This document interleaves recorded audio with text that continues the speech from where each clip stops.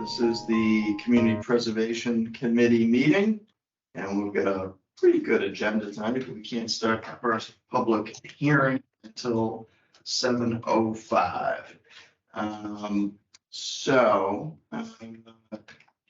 We did have minutes circulated, right? Yes. August August 2nd. 2nd meeting minutes were circulated, and I didn't have any comments or questions on them. Anyone have any questions on the prior minutes? No, they look good. All right, I would move to approve the minutes as written. I Second. second that.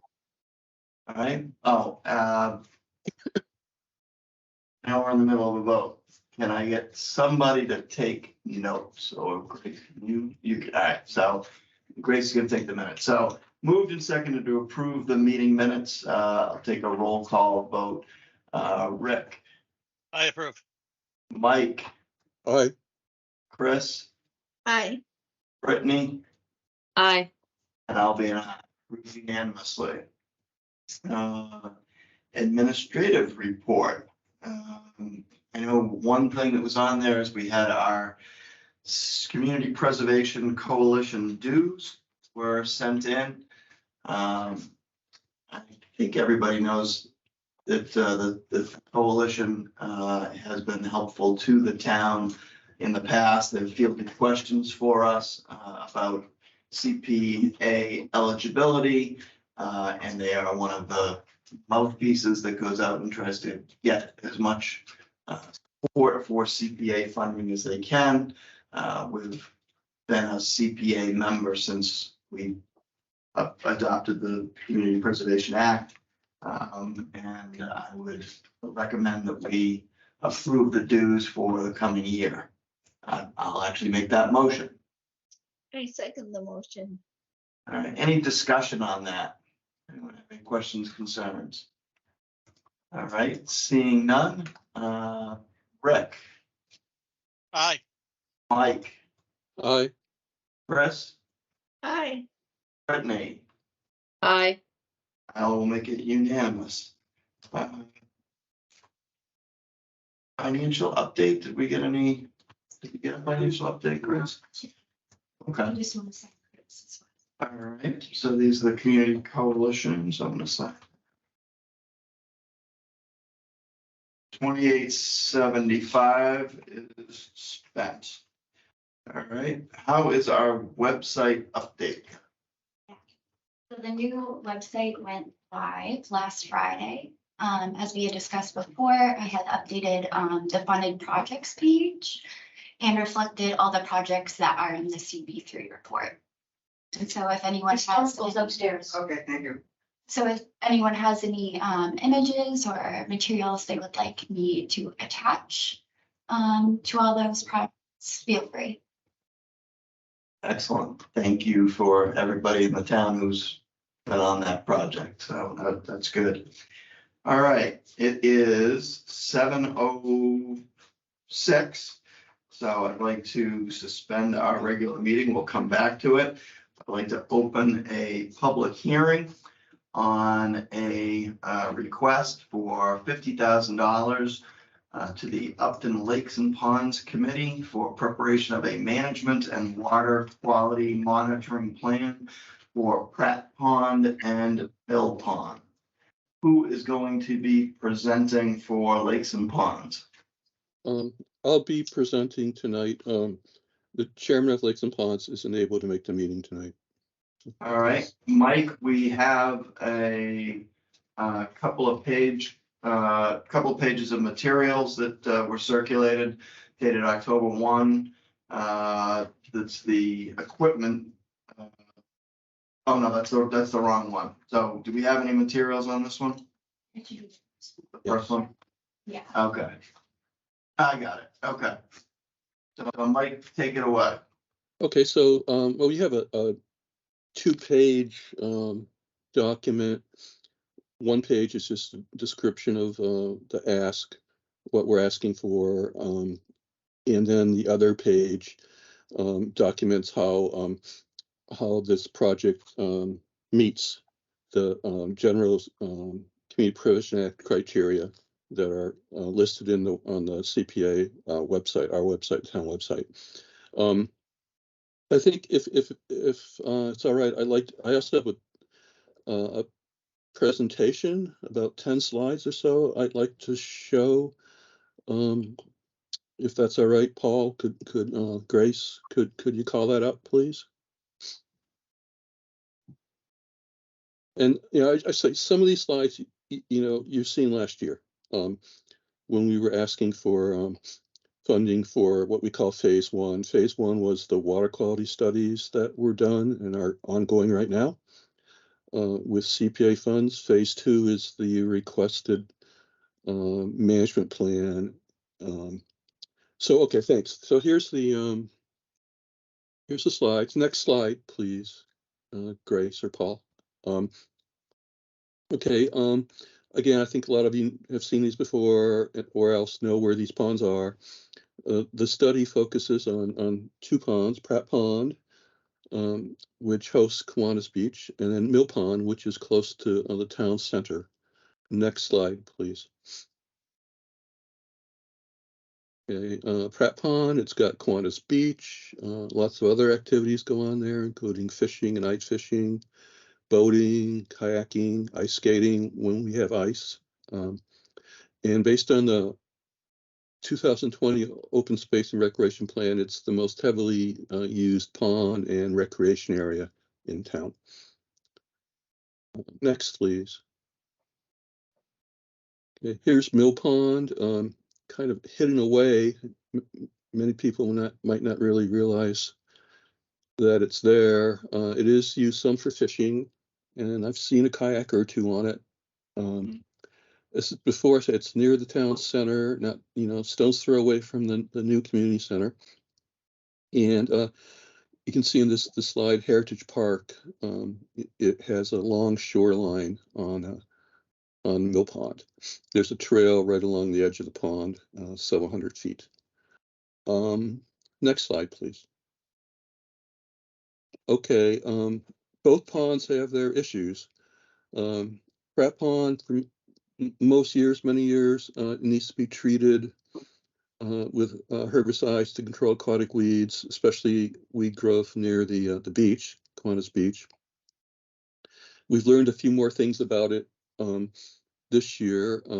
There are high nutrient levels in the water, especially phosphorus. There's low dissolved oxygen levels, and I'll talk about that a little bit later. Historically, there's been some beach closures due to high bacteria counts. Cyanobacteria, which are a toxic algae. We've seen a bloom there in 2017, and there was some cyanobacteria activity this year, but the levels weren't high enough to close the beach more than, I think, once. Well, there's one closure. The boat ramp, if you're familiar with the boat ramp there, it's really kind of a tight squeeze. I'm not sure there's another location for one, but it's a problem, I think. And then there's geese, which can probably contribute to poor water quality in terms of bacteria. Mill Pond,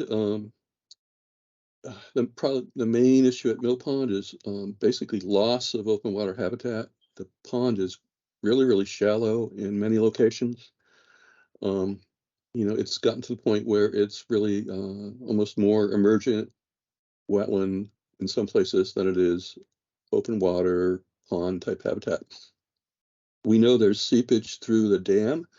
That was very evident last year, which was a very dry year. The level of the water of the pond, dropped below the outlet of the dam, and you could see, if you looked, water seeping through the outlet. This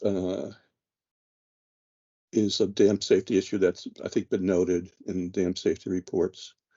It also has high nutrient levels and low dissolved oxygen levels. Next slide, please. Okay, these were two images from 2002 of Mill Pond.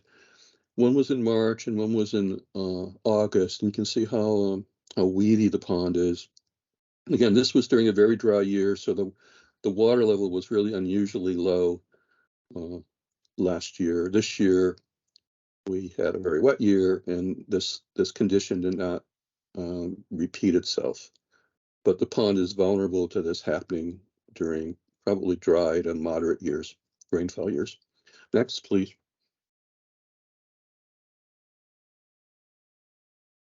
Okay, just before we ask for funding for the management plan, which I thought I'd just briefly go over what we found this year, because this information will be incorporated into the management plan done by a consultant. Some good news and some bad news. Good news was there's low levels of contaminants in the sediment, and no PFAS were detected. PFAS is the polyfluorinated hydrocarbon, which is in the news these days. But there were none detected in sediments of these two ponds. As I said before, Mill Pond is very shallow. The sampling location, Mill Pond, is only about 6 feet deep, not even that. It's the deepest spot they could find. Pratt Pond stratifies during the summer, which means there's warmer water on top, cooler water on the bottom, and because those two warmer water and cooler water have different densities, they don't mix very well. I'll talk about that in a minute with another slide. But what happened is that at Pratt Pond, this was a little bit surprising. At times, just a meter or two, a meter and a half below the water surface, there were very low dissolved oxygen levels. 5 milligrams per liter is what's thought of as being adequate to support warm water fisheries.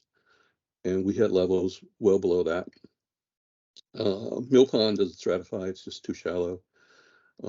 We found high nutrient levels in both ponds. And we found most likely that there's a lot of phosphorus in the Pratt Pond sediments. And under low oxygen conditions, that phosphorus is released. That's probably why Pratt Pond has such high phosphorus levels rather than anything coming in from the watershed, any new phosphorus. It's basically phosphorus is being recycled in Pratt Pond each year. Also good news, low levels of cyanobacteria this particular year. Even though there was a small bloom noted near the beach, which resulted in a closure, we didn't really pick that up in our sampling. There is a cyanobacteria bloom very near the bottom of Pratt Pond that we did pick up. One thing to note, would have been really nice to do this work during a more normal year in terms of rainfall. This is probably the wettest summer, or among the very wettest summers we've had. I think July was probably the wettest July on record over the last 60 years. And how that influenced our findings is, going to be hard to interpret. And we may try, do additional sampling next year to kind of just hopefully catch conditions during a more normal year in terms of precipitation. Next slide, please. Okay, here's a couple like Limnology 101. Limnology is a study of lakes. I just wanted to, just show you, you might look at this later, how lakes stratify. In the summer, again, there's cool water in the bottom, warm water on top, and there's not much mixing that occurs. In the autumn, the temperatures of the two layers become similar and they mix. In the winter, there's stratification with actually somewhat colder water near the bottom and warmer water. There's warmer water near the bottom and colder water up top, which is basically the temperature of just before it freezes. And then in the spring, you get a condition similar to the fall where everything is mixing. So why is this important? If you go to the next slide, please. Okay, here's it's two tables. I didn't have time to do graphs, but I think the tables self-explanatory. The first one is temperature. And you can see, let's focus, say, on July and August. You can see that there's quite a temperature differential from near the top of the pond, where depth is just 0.5 meter, to near the bottom, where it's about 5 meters. So, for example, in July, it went from 27.5 degrees to roughly 12 degrees, top to bottom. And again, that's important because you have this stratification going on, and the top waters and the bottom waters aren't mixing very well. And you can see this. Grace, if you could just tweak it up a little higher, please. The slide up just a little higher. Other way, please. Thanks. That's good. So you can see when I was talking about the DO being low, again, 5 milligrams per liter is, you have happy fish when you've got at least 5 milligrams per liter. Below that, they're stressed or they can't live under those circumstances. You can see in August, this is Pratt Pond, the DO level dropped to below 5 at just 1.5 meters depth, which is somewhat shocking to me, at least. I didn't expect that, but so that tells us that there are definitely some issues at Pratt Pond in terms of what's dissolved oxygen. Not 1.5 meters. At 3 meters, it went below 5, right? No, actually, well, in August, it was 1.5 meters. So it went from 5.72 to 1.24.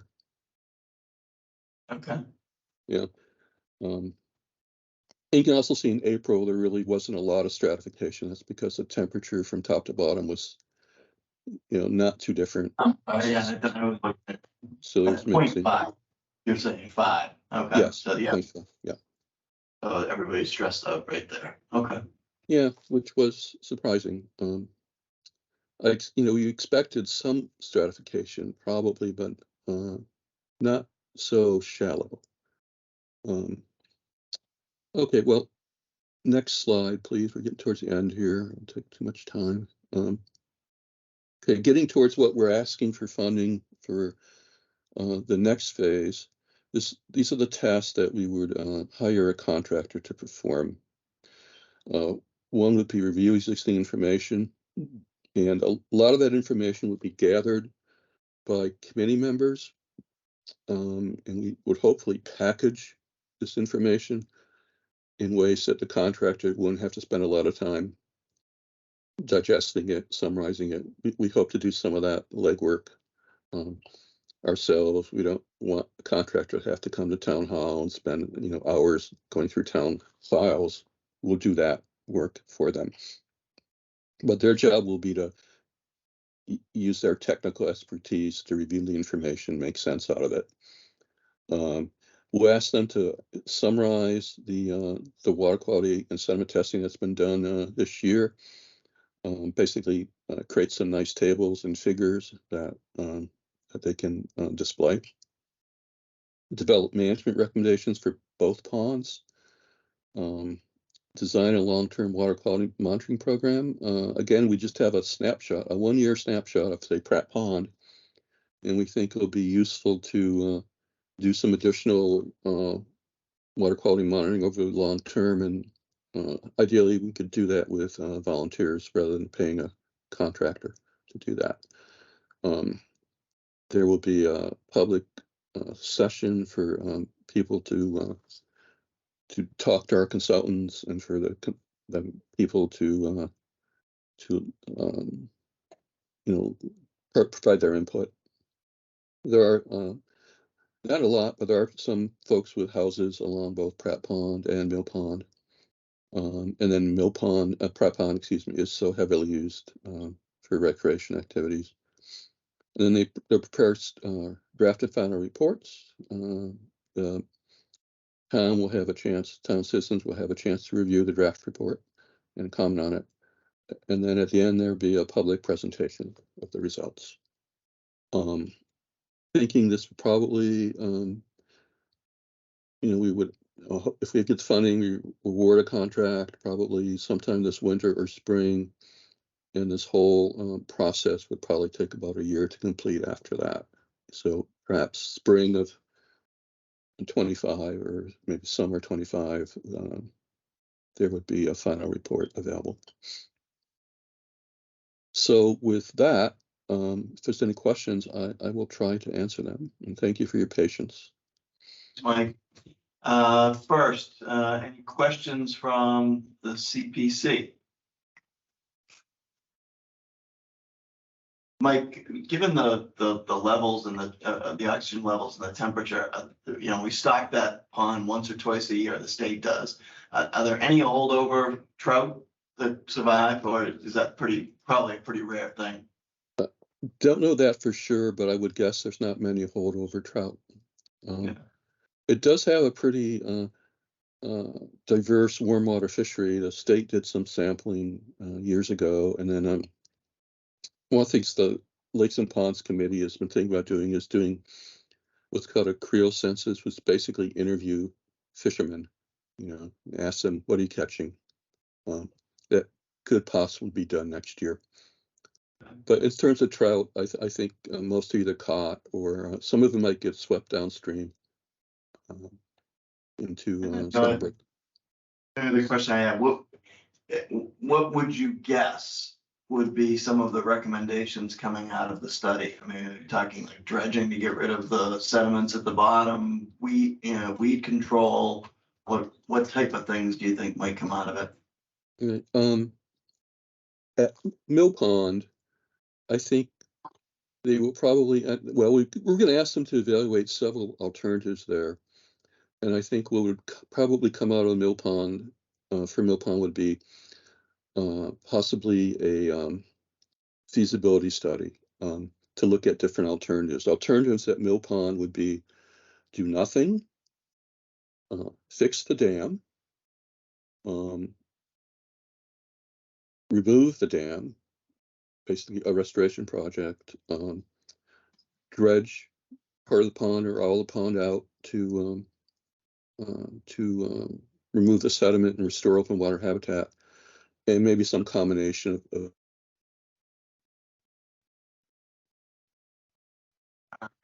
Mike just froze. Give everybody a chance to think of any questions. We're gonna open it up to, if Mike comes back, we'll open it up to questions from folks other than the committee. We get Mike. Back with us, Mike? All right, you were frozen there just for a minute. good. But I think you had just finished your answer. So did you hear, alternatives there? Did anyone hear that? You're a little bit broken up. Try one more time, Mike. Well, alternatives from Mill Pond. Did you folks hear those? Yes. Okay, so for Pratt Pond, I suspect, I don't want to, jump ahead of what a professional lake scientist will say, but for Pratt Pond, it may be, one alternative might be just continue to monitor, and another might be to treat the bottom sediments of the pond with some chemicals that bind phosphorus. That's fairly frequently done. Dredging, probably wouldn't be a feasible alternative. It's extremely expensive, and oftentimes it doesn't have a lot of benefit on dissolved oxygen. But these techniques where they where you basically add some chemicals to the bottom of the pond which bind phosphorus, that's done quite frequently and with pretty good results often. So I think if we once we hire a contractor to review the data, they would probably look at those two alternatives at least and make a recommendation whether we should do something, we being the town should do something now, or if it's just something to monitor and some years from now to consider. Great, thanks. Anybody else have questions for Mike on this proposal? Hearing none, I'm gonna close this public hearing. And we will be voting on it later, but let me go right into the next public hearing, because we're a little bit behind. This is a public hearing on a request for 9,000. Mike, I'm sorry, before we leave that, is $50,000 still the number that you're asking for tonight? Yes, yeah. Okay, thank you. So we're gonna open a public hearing on a request for $9,350 by the Upton Lakes and Ponds Committee for the purchase of water quality sampling and testing equipment, as well as the analytical testing of water quality samples. Mike, are you still the presenter for this? I guess I am. Congratulations. Yeah. I think you gave us probably a lot of the background Oh, on the ponds, so you want to Wake- tell us about. the Wake up, request? everybody. I'm back. Yeah, this one is a little different. What we're proposing to do is basically set the town up so volunteers can collect some water quality data in what's probably be quite a cost-effective manner. I mentioned talking Pratt Pond. It would be probably beneficial to continue to monitor Pratt Pond and hopefully catch a more normal year in terms of rainfall. We could hire a contractor to do that. They TRC, the contractor for phase 1, for additional sampling events, I think their cost was something like $1,500 optional addition. We can do that much more cost effectively using volunteers, and we could also use these equipment and services we're proposing to fund to look at other ponds like Wildwood, maybe Taft Pond. There's those are part of the 2 ponds with the most residents around the ponds in town that right now are kind of being ignored. We chose Pratt Pond because of its recreational value and use. But Grace, if you could show the 2-pager, please, for this one.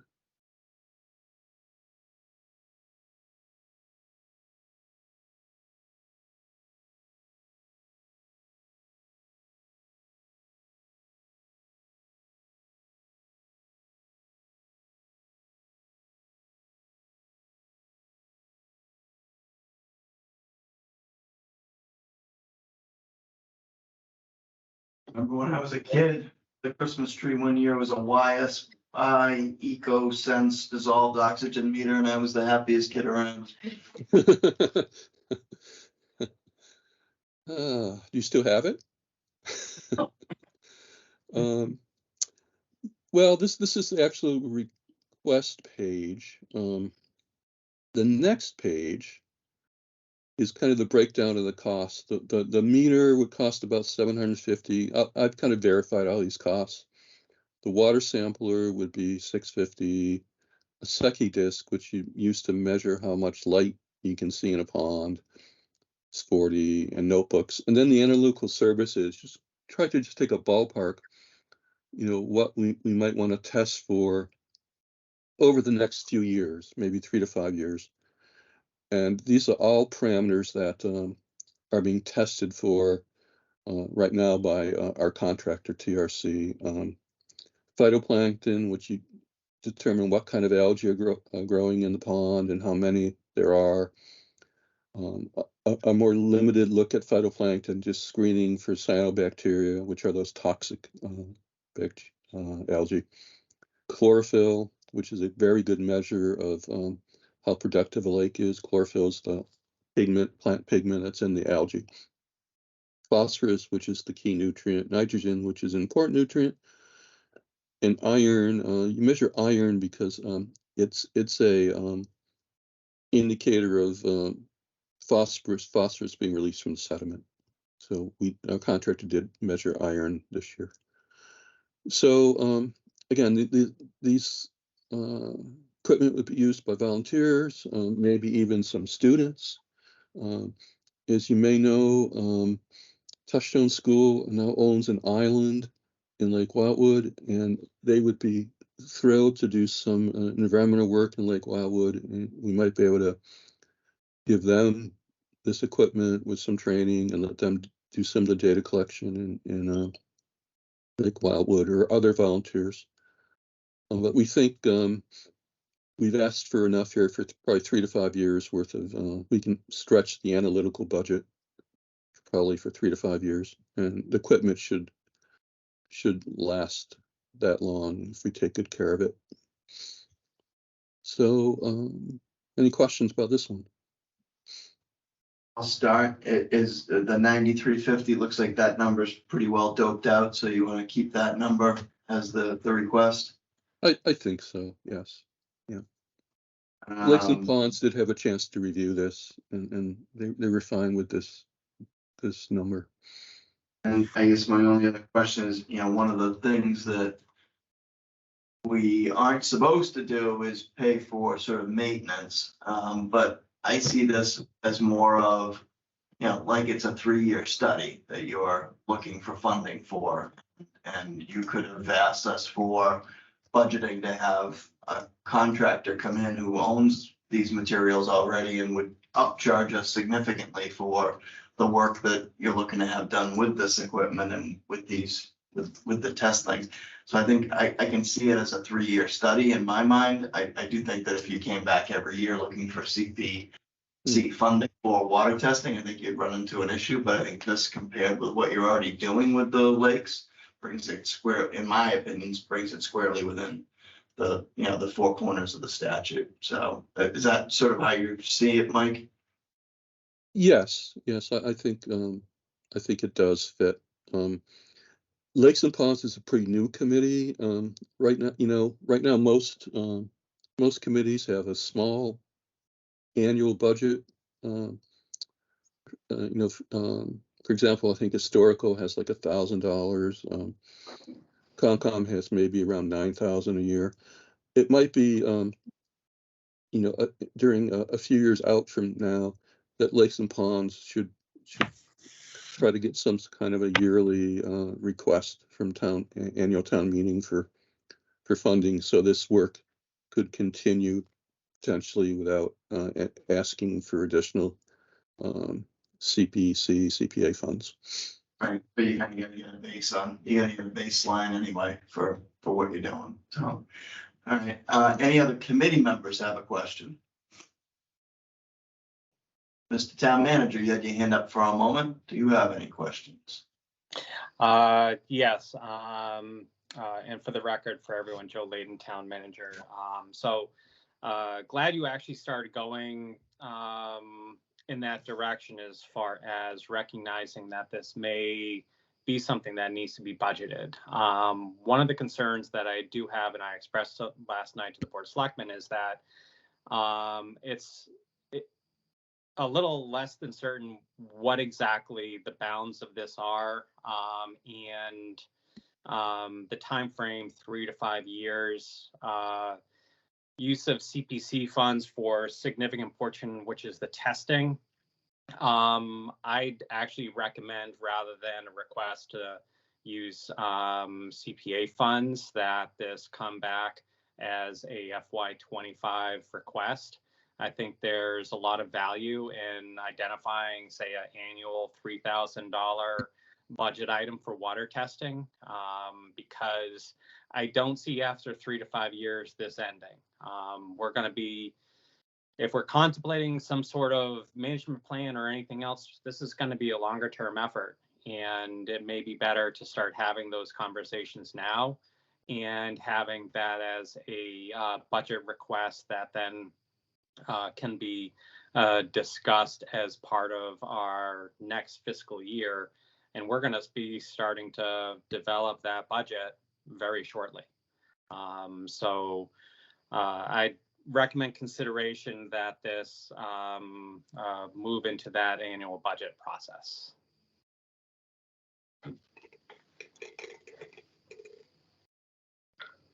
Through the chair. I have a lot of the same thoughts on that, but we've got the request before us. And what would your timing be Mr. Manager, I mean, you wouldn't have that budgeting done before the town meeting, would you? No, this would be for the next budget that we would do, Yeah. be approving at annual town meeting. Okay. So, It's Mike. I'm sorry. sorry about that, Mike. This is Rich. So I guess if I piggyback off of what Joe was just saying, and the earlier request with the 50K to bring in the contractor to do some other sample testing and everything else to kind of give us a roadmap of which way it goes, it feels as though this might have the ability to wait for that next town meeting piece, right? By the time that assessment is done, written and adhered to in terms of what the recommendation may end up being before we have to, make that type of a purchase. Is that fair from a timing standpoint? Well, here's my thought. I think I would personally be open to modifying this article to maybe only fund 1 year of analytical services, and then following years would be, could be funded through annual budgets.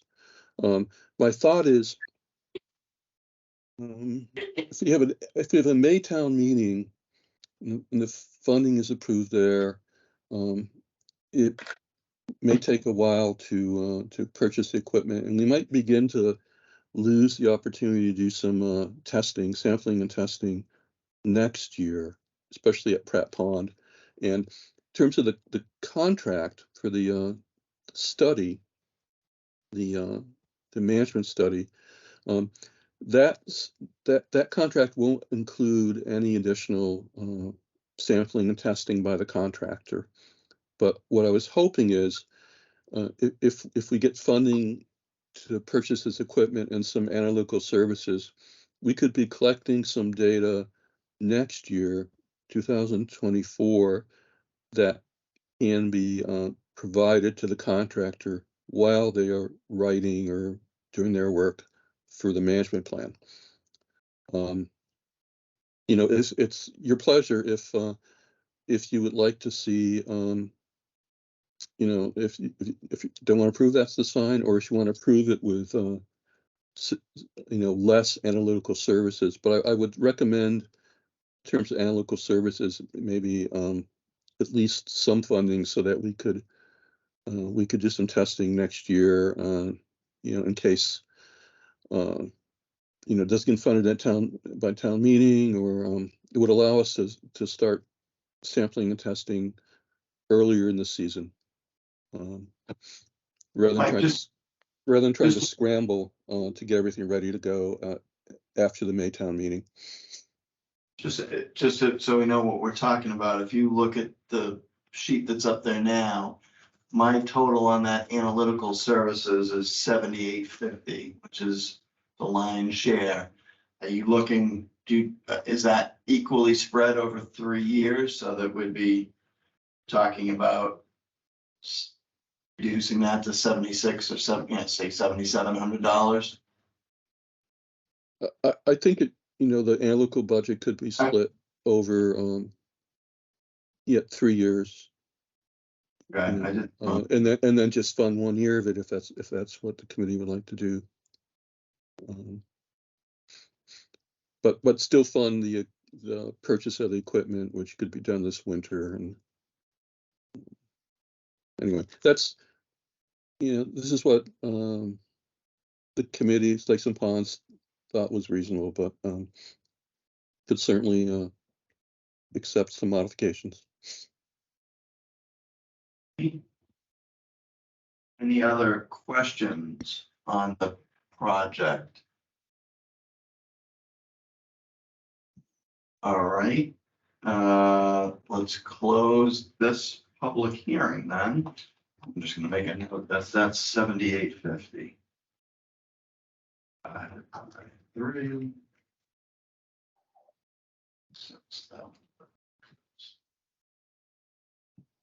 Paul, can I just ask, $78.50, would you divide that by 3 for? Yeah, it comes to 26. Okay, thank you. 1666, so 20, it's $2,700.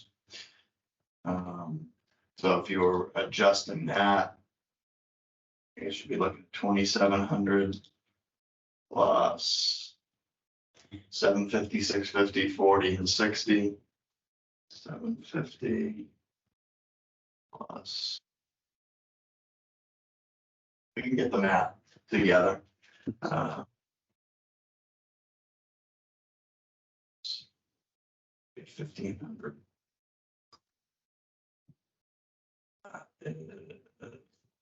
4,200 would be the request, Mike, I think, if you did that. Yes, thank you. And thank everyone else too for listening. All right, so let's close that public hearing and we're on to our third public hearing of the night. This is going to be a request by the Land Stewardship Committee and the Conservation Commission for funds up to $5,000 for the repair of the 60-foot long trail bridge in the Warren Brook Watershed Conservation Area. Mike, you got any help tonight, or are you on for this one too? Oh, no, Marcella, thank All right, God Marcella, I'm not I on. want the bullpen. Hello. So, anyway, we have to describe a little bit of the project. We have a bridge that was constructed some time ago, I think over 10 years ago now. It was in fact funded in part by, or maybe even in full by CPC funds, or CPA funds. And this was a scout project, and it has been in a shady, wet area and has started to deteriorate, and wood will do. The structure of it is still pretty good, but we're looking at doing a repair upgrade, which would mean more than just replacing the planks, the wood that is rotting out, and putting down a surface like a plastic mesh that would not deteriorate, but it on top of that would go the pea stone, which the plastic structure would hold in place.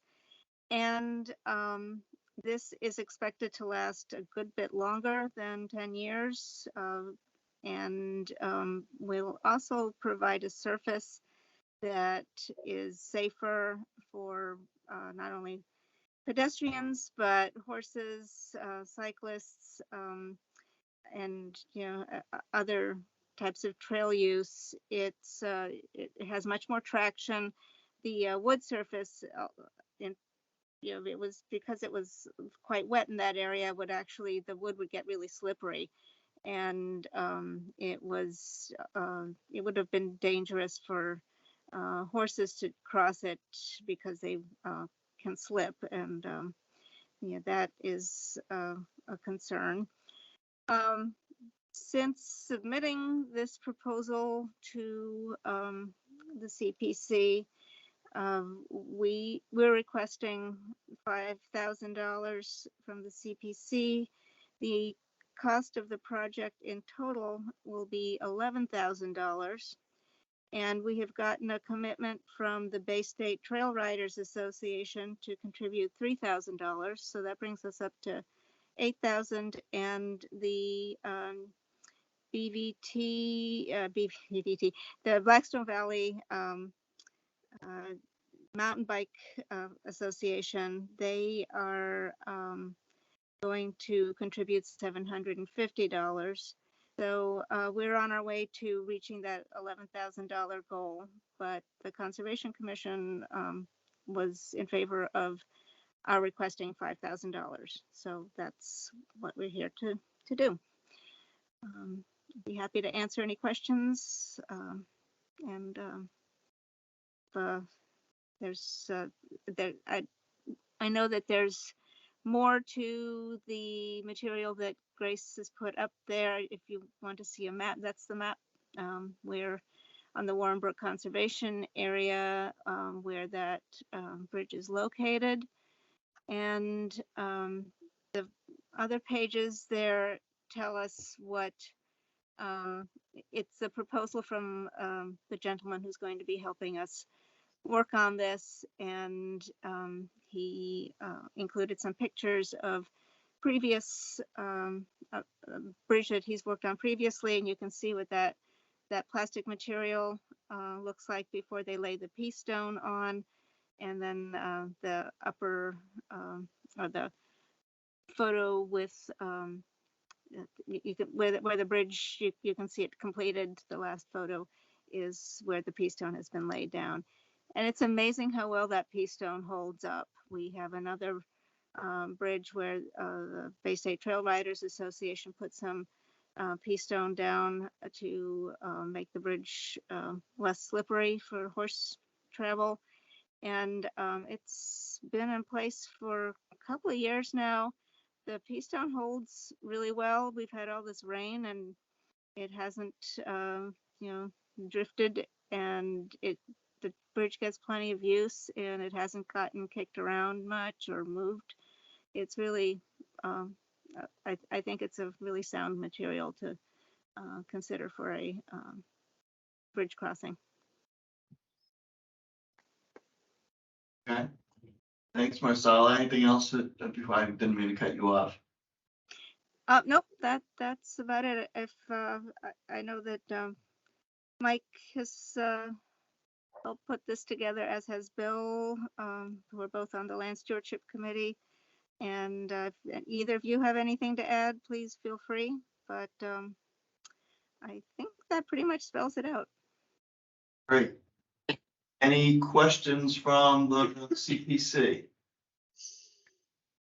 So there's an open balance of 2250 based on the 11K. Is the Land Stewart Committee filling the rest of that dollar figure? We have a meeting tomorrow evening, and that's something we should discuss. We may be able to raise the funds from other organizations. I like the idea of partnering with as many organizations as possible, and both New England Mountain Bike Association and Bay State Trail Riders Association have been really supportive of working on our trails. So I think we could, maybe rally some other groups. If not, we may have to look at making up the difference. But I think that we'll be able to manage it regardless. And the other thing that both Bistra and NEMBA have made a generous offer to do is to contribute labor, which is huge, especially the Bay State Trail Riders Association, who've done projects like this. And those folks have quite a bit of experience with this. And New England, Blackstone Valley mountain bike folks have worked with us on another trail, which worked really well. We partnered with them on that, and members have also helped do repairs on bridges and construct water crossings. So we have a good relationship with both those groups, and we'll hopefully keep working with them. But as far as the funding goes, I hope that we'll be able to make that up if we can't raise it from other groups. Question from me. I know that the town also approved funding for a larger bridge in the Robertson Conservation Area. It was a lot more expensive than this repair job.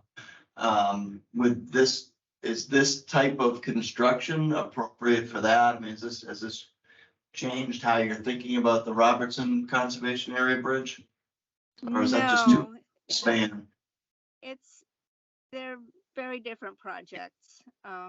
Especially the Robertson Bridge requires some engineering, and it's going to be crossing over a deep. The I remember the details. I just didn't know. I was just asking, did this change it? And your answer is no. It's a Okay, different, no. different animal altogether. I get it. Very much. I'm not going to get into the details of how different the animal is, but it is different. Okay. Any other questions for Marcella? Oh, I have one comment. This is a great example of putting monies from other areas other than CPC, make the project work. Agreed. Good point, Chris. Anything else? All right. I will close that public hearing and we'll open the fourth and final public hearing. This is a public hearing for seeking $15,000 for the creation and completion of a town CPA plan. I don't think I have, who is the actual requesting? Oh, it's the Affordable Housing Trust requesting it.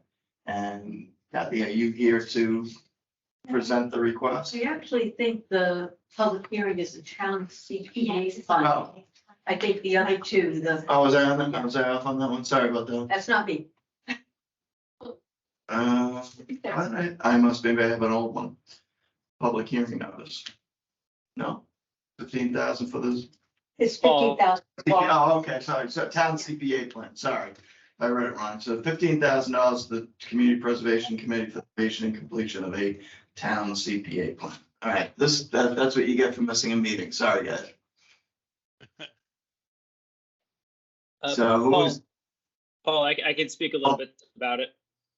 all right, you're on.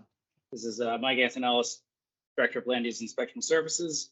This was on for your last agenda for an initial discussion. I'd sent out examples of CPA plans from other communities. Really what it is just creating it is what it is.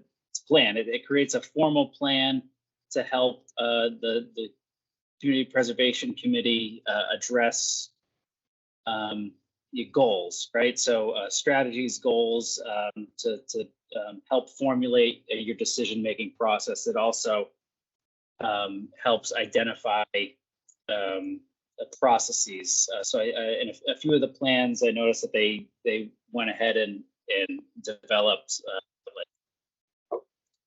formats of applications and things like that. This is a helpful document that was suggested to this committee as just having something in hand to follow by. Not that I think I said last time you all seem very engaged and asking really good questions. It seems like everybody is really familiar and comfortable with what your duties are here, tonight and other nights. But this committee won't always exist in this form. It would be helpful to have a document of some kind that memorializes not only what this committee does, but how to do it. When you get new members eventually who are not as knowledgeable about what their new tasks can be difficult, especially if you wind up in a situation where you have almost an entirely new board, when everybody's sort of looking at each other, wondering what to do. Again, Upton's really fortunate to have you all here tonight, but that might not always be the case. So the request is for $15,000. Do we have a quote for that? Did you say? Yes, that was a quote that was obtained from CMRPC. I reached out to them with a scope of services for specifically this. They quoted me $15,000. Mike, do you know if planning board generally gets to be the gatekeeper on hours with those folks? Do we still have hours available that the planning board hasn't used, and could those be used for this, for CMRPC? That's a good question. I could definitely look into. I don't know how many hours we have available currently. I know some of those hours were used towards the housing production plan as of late. So Okay. I think some of those hours might have been already expended, but I can get a if the committee wanted to hold off on voting tonight, I can get a breakdown of what's available to us.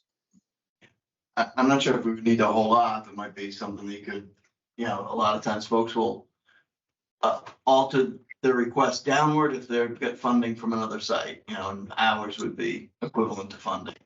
Yeah. And you talk to the planning board about using the hours, and the chair is kind of a pain in the butt to deal with.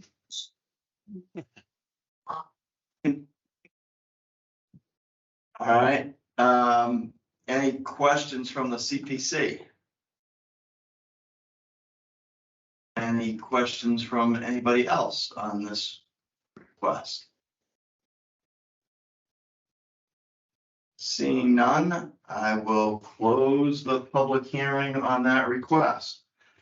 That's the 4 public hearings we have. I know we've got a couple of agenda items after that, some 2 discussions.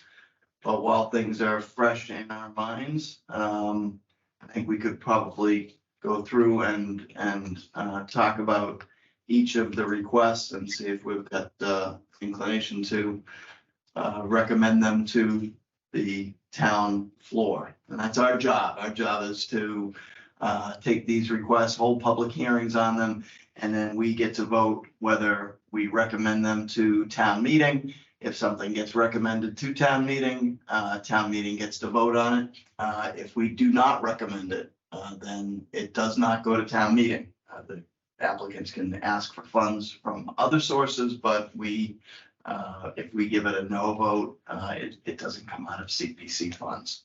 So first request was $50,000 by the Lakes and Ponds Committee.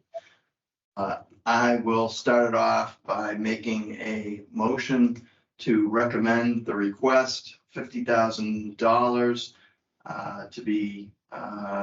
to come from the open space account to the extent available, and then from the general CPA account to be used within 2 years of town approval and to be managed by the Lakes and Ponds Committee. That would be my motion. I second that. Moved and seconded. Any discussion? Hearing none. All in favor? Chris? Hi. Rick? Aye. Mike? Aye. Brittany? Aye. I will make it unanimous. The next up was a request for, as requested, $9,350 by the Upton Lakes and Ponds Committee. Mike, it seemed like there was a willingness to perhaps reduce that request to 4,200. Does that seem like it gives you what you need? Yes, I can't speak for the whole Lakes and Ponds Committee, but my personal opinion is yes, that would be fine, and then we would begin to seek funds each fiscal year from the annual town meeting, town budget after that. I will start it off. I don't trust my own math, so I would move that we approve up to $4,500 from the open space account to the extent available, if not from the general CPC account, to fund that request with the funds to be expended within 2 years of town approval, and the project to be managed by the Lakes and Ponds Committee. I second that. Moved and seconded. Any discussion? Yeah, so sorry, the discussion on that, I don't think that that's a 2-year, that needs to be a 1-year. Right, because if it's not a 1 year, then if it's not done within the 1 year, then budget pieces should take over.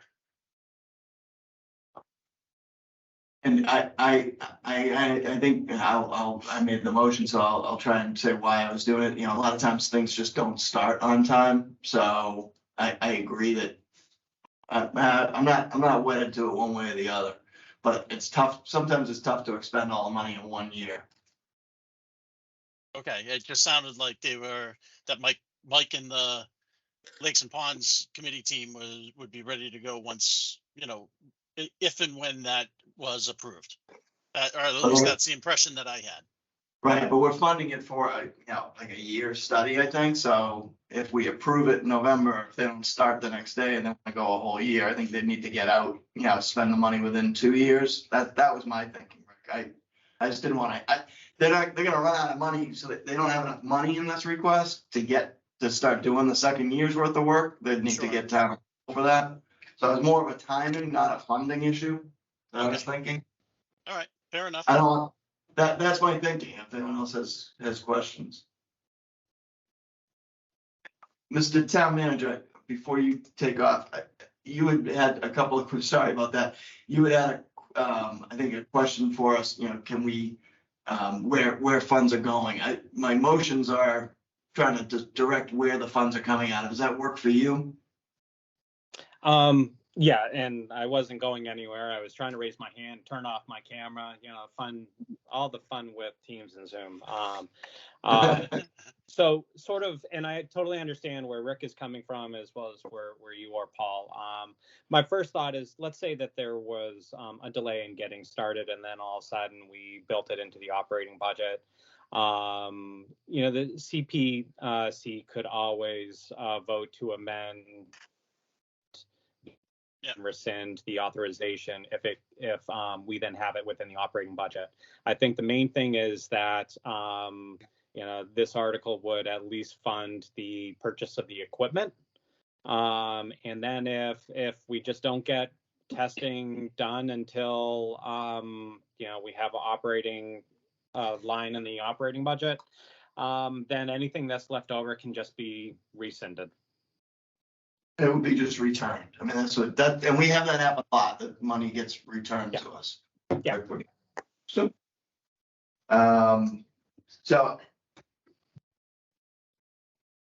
it's been moved and seconded, $4,500.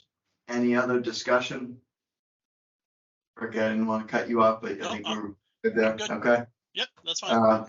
So I'll take a vote. Chris? Hi. Rick? Aye. Mike? Aye. Brittany? Aye. And I'll make it unanimous. Aye. Next one was a request for $5,000 by Land Stewardship and Conservation Commission for the repair of the bridge. I would move to approve the request for $5,000 to come from the open space account to the extent available, if not general CPC account, with a conditioned upon the applicant obtaining the balance of the necessary funding, total $11,000, and to be used within 2 years of town approval and managed by, is there one of the bodies that's going to take lead on that, land stewardship or conservation? Land stewardship? Yeah, it would be land stewardship. Okay, to be managed by the Land Stewardship Committee. That's my motion. I second that. Moved and seconded. Any discussion? Hearing none. Chris? Aye. Rick? Aye. Brittany? Aye. And Mike? Aye. I'll make it unanimous. Aye. Thank you. Appreciate it. Thank you. Last that we had for public hearing was a $15,000 request to complete a town CPA plan. Where would these funds come from? What account? Anyone have any thoughts on that? I didn't think of it before tonight's meeting. So that would come from general. Yeah, that would come from the undesignated account. Undesignated fund. All right, so I would move that we recommend for approval of $15,000 for the completion of a town CPA plan with the funding to come from the CPA undesignated account to be completed within 2 years of town approval, and the project to be managed by the town planner. I second that. Second, any discussion? Seeing none. Chris, Aye. Rick, Aye. Mike, Aye. Brittany? Aye. I'll make it unanimous. Aye. Those are our public hearings. Thank you, everybody. Next up on the agenda is a discussion on the request for $100,000 of CPA housing funds to be transferred to the Affordable Housing Trust. Here to lead that discussion, Yes. Kathy Robertson from the newly reconstituted Housing Trust. Yeah, I do not have slides, but if I did have slides, this would be a little bit of background on where things stand and where we are going. The Upton Affordable Trust was approved in May 2018, and then on a town meeting article in November 18th, 2014, was to provide $200,000 from the Community Preservation Fund that passed town meeting. The purpose of that was so that the Affordable Housing Trust could be nimble and look at opportunities as they presented and take action. Because if you wait every time to go to town meeting to get approval, that really delays the ability to move ahead.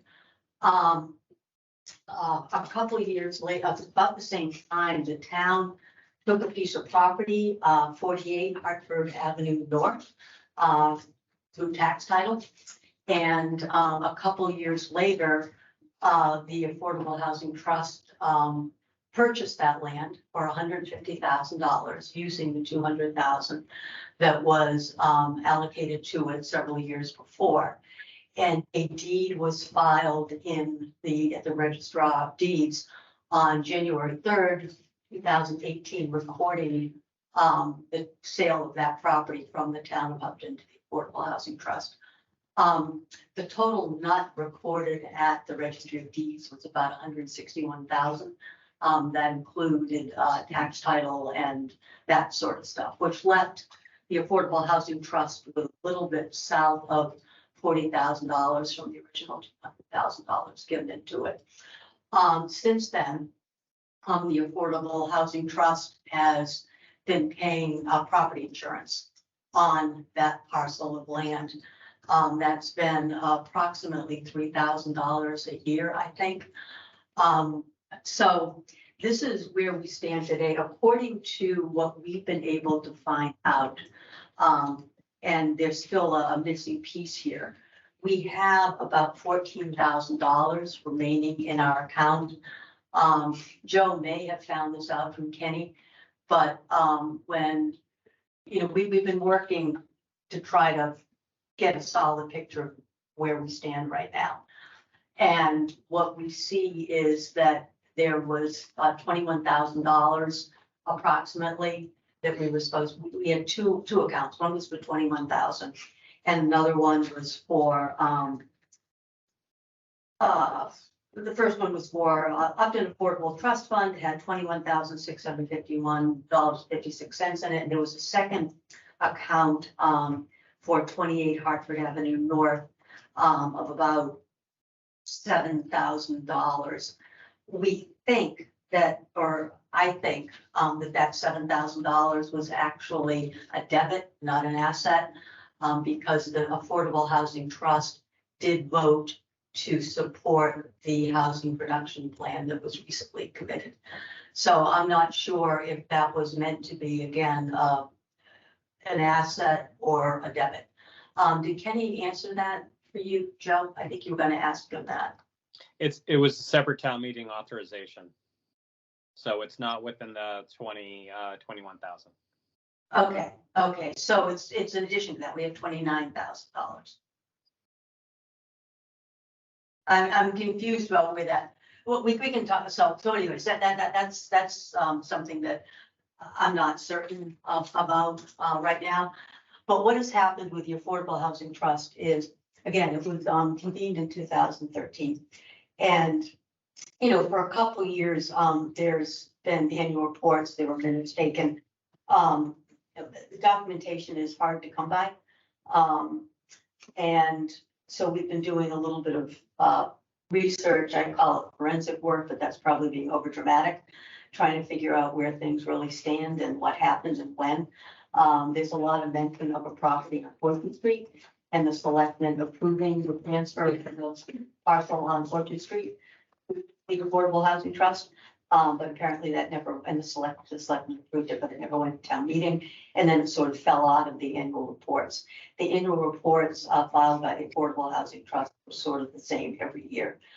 We did talk to Joe and Jessica, the tax collector, about getting, you know, information about recent expenses. And that's where we got the information about the only expenses been coming out recently has been the insurance.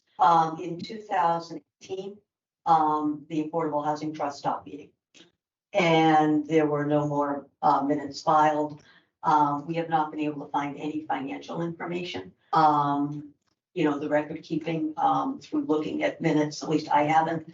I'm not a computer guru, and Michael and Joe have been working really hard on this too. So, you know, it's just really difficult, hard to come by stuff. In 2021, I do believe there was an attempt, 2022, to reconvene the Affordable Housing Trust. And that's when, and Al Holman was really pushing that. And that's when I was recruited to participate in it. I was promised that nothing had ever been spent out of the community housing bucket in the CPA, but obviously that was not correct. So he also got a couple other people. Al, as folks know, died, and the other two people left. And so the Affordable Housing Trust didn't take. But affordable housing in Upton is something that I care about. I used to work on affordable housing production. I used to work for a community development corporation in the city of Worcester. It's something I'm passionate about, and Upton also has a mandate that we have to provide, make sure 10% of the housing in town is on the subsidized housing inventory, which means it's deed restricted as affordable. So, you know, the town, you know, there was a meeting upstairs that folks noticed a lot of people were poking their noses in earlier about a 40B project that's being proposed for behind Pickering Funeral Home. And, you know, that's what we are subject to till we reach our 10%. So there is a real need for the town to move forward aggressively in looking at opportunities to build the type of housing that we want where we want it, and to do it expeditiously. We did convene a new affordable housing trust, which is excellent. The people are very, very, very committed to carrying out the mandate. We have the first position that we had filled as treasurer, who is doing a phenomenal job. And, you know, one of the things that I've always been religious about is we don't want to spend money till we know what we have. And we don't want to spend money unless we know what we're going to do with it. And that's something that I'm an old New Englander, I'm Scottish. I tell people I'm cheap. I mean, that's how I operate. So, so anyway, so that's where we're coming forward in this request. In the short term, we have this albatross around our neck called 48 Hartford Avenue North. Yeah. It is a small Cape house on less than 0.7 acres of land. It is in really bad condition. Apparently an RFP went out on it, and I'm saying apparently, this is all stuff that we've had to figure out. Apparently an RFP went out on it in 2018. There was one respondent, Habitat for Humanity, or it may have gone out in 2019. And then nothing was ever done. So it went away. So we still have that sitting on us. So I guess the reason I'm getting into this, description of where we stand and what we're going through is we need money. We need funds for a couple of purposes. First of all, we need funds to give us a little bit of staff support. Because right now this has been, because of the graciousness of, Joe and Mike and their staffs, and also because, Brian's newly retired, thank goodness. And because it's something I care deeply about, and because the other people on the committee care deeply about it. We have another woman who's working on the RFP. We're doing great delegating to people. That's the only way to move this forward. But we really do want a staff person to maybe put in minimal time to staff our meetings, probably about maybe 8 hours, 10 hours a month. It could be someone from the town, but we do want that. But we also need to have access to money to figure out, first of all, what to do with the Hartford Ave property. Do we, develop an RFP, get that RFP out, assess responses to, do we need to do extra work to encourage people to propose on that property? Do we need to, do a quick, make sure that there's no asbestos in the basement? Do we need to make sure that there's, no, hazardous materials? Do we need to look at wetlands issues? Do we need to do a quick scientific investigation? So that'll give us the ability that when we're getting ready for that RFP, which I'm hoping we will do before the spring town meeting, is that we'll be able to go ahead and just do that work. It also gives us the ability to move ahead should something else happen. Like, there's a really good opportunity that seems to be coming up, and we can, do a quick site survey to see if this is a good location for, affordable housing that fits the scope outlined by the residents of Upton in the housing production plan recently produced. Folks are looking for small scale. They're looking for, there's a whole bunch of things we're not getting into that, but that gives us the ability to respond. And then if we come up with something, then we'll come back to the CPC and say, okay, we have this piece of property. What do we need to do to entice a developer to take a, to take a look at this? We do not intend, we've discussed this, we do not intend to be developers. But, we can sweeten the deal for developers to come in and put in affordable housing. And just as folks know real quick, affordable housing in Upton is not affordable housing. It's, I think the for a single unit, a rental unit, the income is $60,000 a year for a single person. I think it's like 98 for two. And if you do an apartment complex, like, was it 149 Main Street? 25, it's called luxury apartment complex. 25% of those units are affordable, but it's approved under the 40B process. All of them count under the state's affordable housing inventory.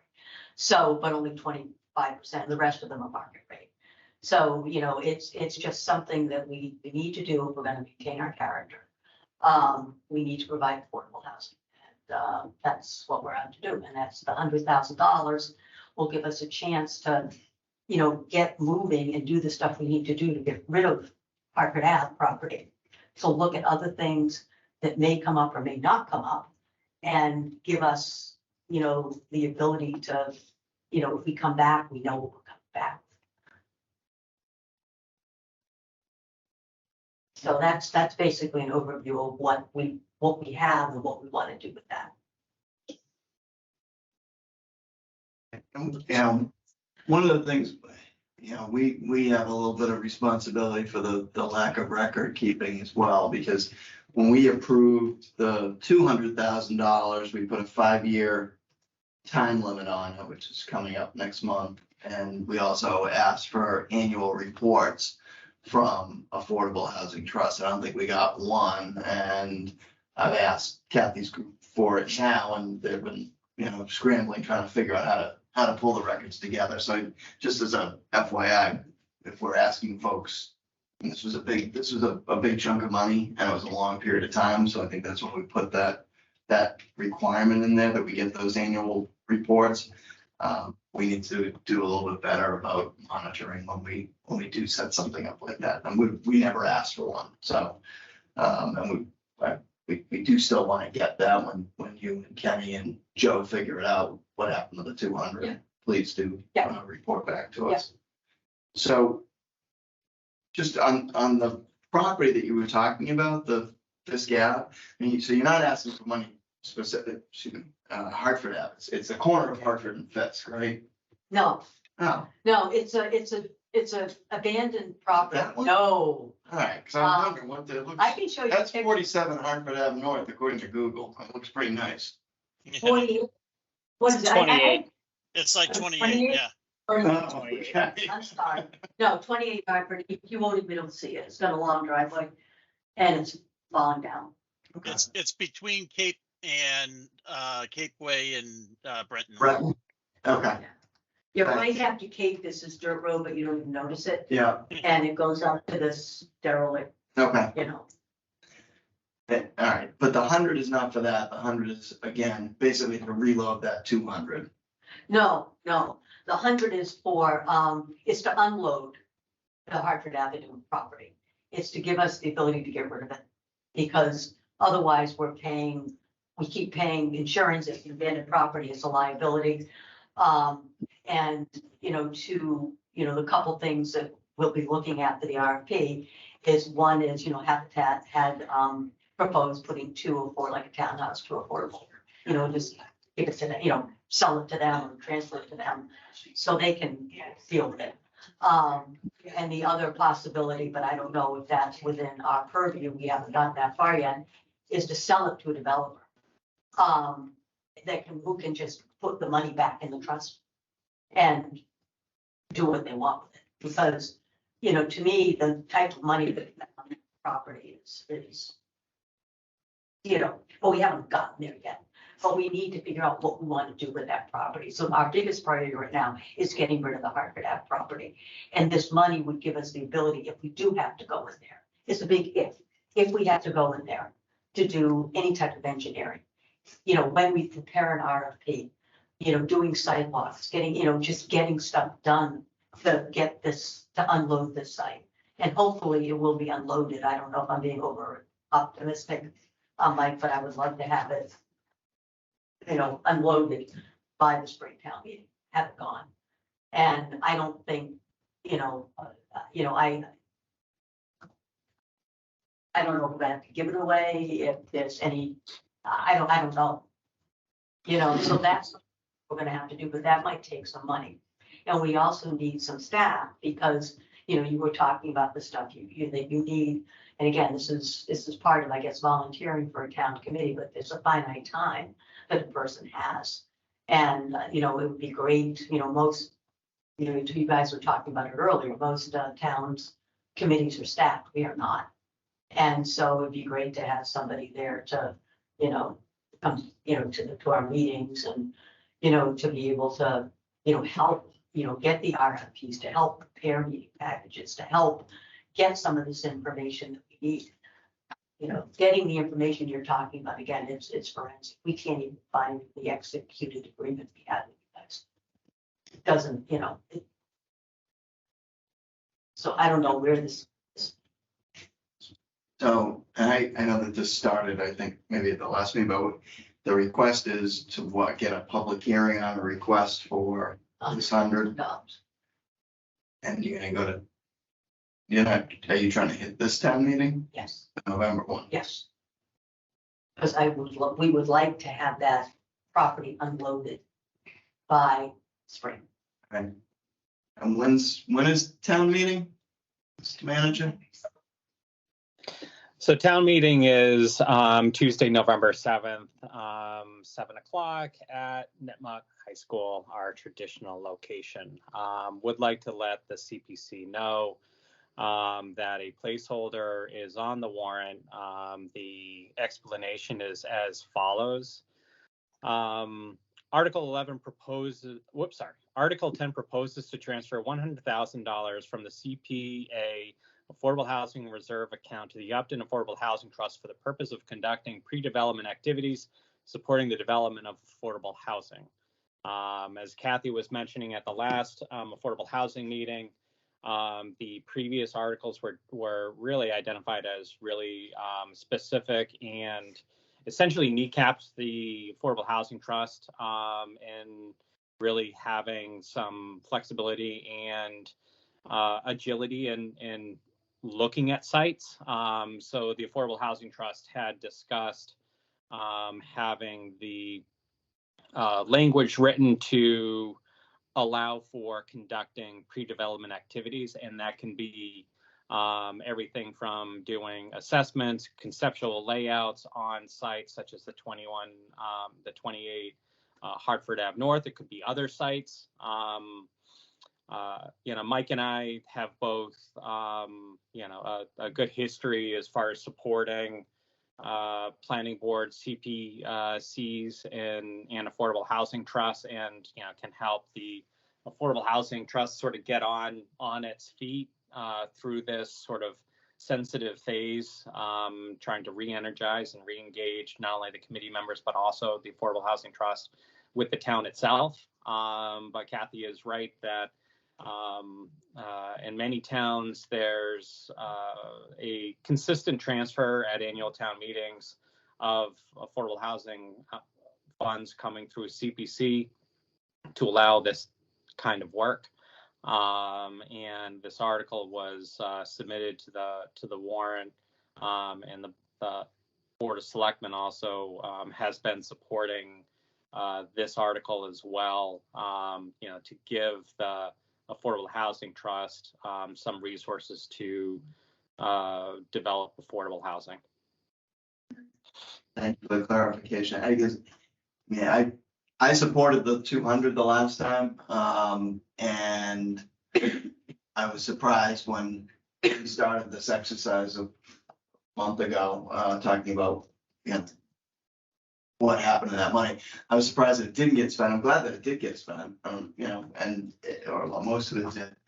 I just think we need to make sure that there is some process going forward that I'm comfortable with the fact that this is an energized group.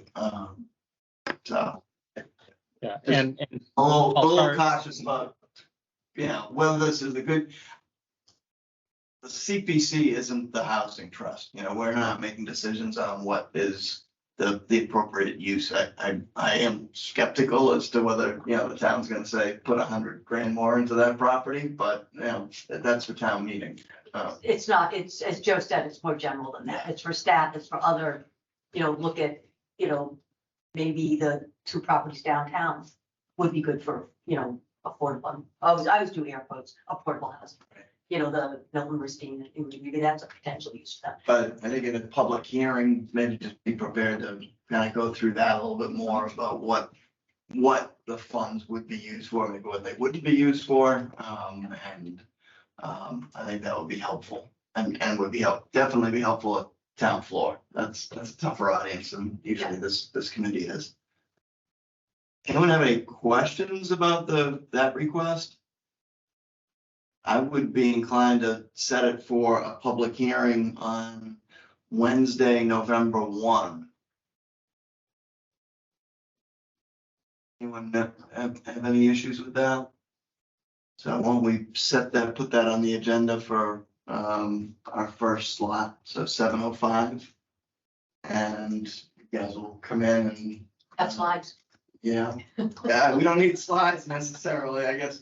The correct address for that property would be good. I'm like, geez, that's a nice property, 40, whatever it was. It looked nice. I mean, just to let folks know too, one of the things that we have talked about, and it's actually in the document I was reading to you, is that we do need to talk, schedule a time after this is done to meet with the CPC or designated from the CPC to talk about accountability, talk about language, talk about available money, talk about how you work, talk about what you need. And so that's actually something we've identified as, We have a very long list of things that we can do very quickly, Right. and that's one of the things we targeted as being critical. Well, we're set with that. I don't think we have a written request from you guys yet, right? For this funding, the 100, or do we? I thought there. Was there an application? I mean, I don't know if we, I am new to this process, so yep. do we need to submit something, Joe? It would be good if you could just get us something before that meeting. Okay. And like Mike did a nice job with just those requests. It doesn't need to be even as detailed, but it's just something that we can have and put on in the packet so that Okay, people can see it ahead of time would be great. Again, Mike's is probably a little bit more than we've seen from a lot of folks, but it's not a bad starting point for you. You also, can I keep one of these to? you keep both. Oh, okay. You keep both. We also had a discussion by the Affordable Housing Trust for 15 grand on a affordable housing plan. I'm gonna punt that to either Joe or Mike, if that's okay. All right. Gentlemen, I can do it if you want me to, but that was. I can talk a little bit about it. I just, actually, while we were talking a few minutes ago, I sent out, and you don't need to look at it now, I'm not going to bring it up, but I sent out an example of what we're talking about tonight. I sent out Wenham has an affordable housing trust action plan. It's very similar to the what I was talking about earlier with this commission's plan, the CPA plan. It's basically a goal setting document. It, would exist as a guidebook for trust members. I think I already mentioned setting up goals and action plans to achieve those goals, that sort of thing. So that's really what it is generally. It's intended to serve the trust members as a how-to guide. And give them the tools that they need to succeed. So that's again, it's very similar to the other planning document. yeah, looking at it's probably something that this Affordable Housing Trust would have loved to have been handed the day Yeah. they constituted. And that was also listed, just to add a little bit to it, and I'll try to be less random in my talking, that was also listed as a priority at our last meeting, because it's also a guide. We just finished the housing production plan, and this all helps us define what things are in Upton and helps, mesh with that. But there's 5 members of the Affordable Housing Trust. I have some background in it, but most of my background was in something not affordable housing. They're very different things. And have representative from the Board of Selectmen. The other 3 members on the trust have, I do not believe they've ever served. They've been very active in town, but I don't believe they've ever served on a town board or commission before. So these are people that, would benefit, from something like this, and they want it. I mean, that was something we discussed. We had 2 meetings already this year. I mean, in the last 2 months, which is a record, seeing that there's been one since 2018. I'm very impressed with this group. All right, so any questions about this request? I would suggest we put this on the agenda for, again, November 1 at 7:15 as a public hearing, so we have to notice those out. I say we, like I have anything to do with it. Grace will notice those out. So Mike, I'll work with you on getting those requests out. And Joe, there is a placeholder for that $15,000 as well? Yes, it's on the warrant. All right. So we'll get in ahead of town meeting.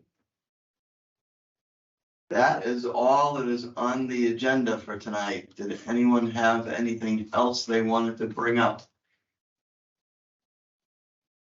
All right, then we are adjourned until November 1 at 7 p.m. Thank you, everybody. Thanks, everyone. Have a good night. Thanks.